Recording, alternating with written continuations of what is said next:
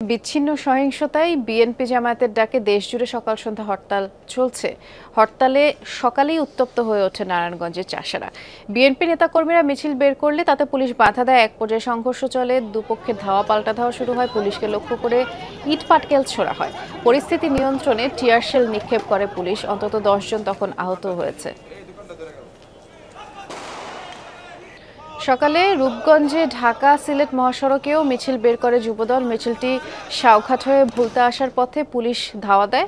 Tear shell ছুড়ে ছত্রভঙ্গ করে দেওয়া হয়। এই কর্মসূচি উত্তেজনা ছড়িয়ে পড়ে এতে।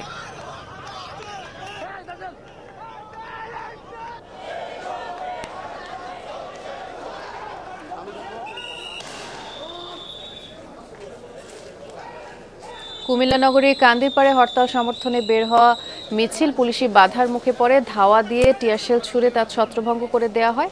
এছাড়া মিছিল হয়েছে 14 গ্রাম দেবিদ্বারেও।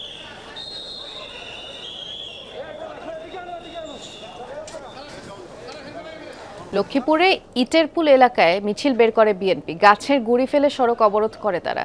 এছাড়া জকসিন, মান্দারি সহ জেলার বিভিন্ন স্থানে হরতাল সমর্থনে মিছিল করেছে বিএনপি।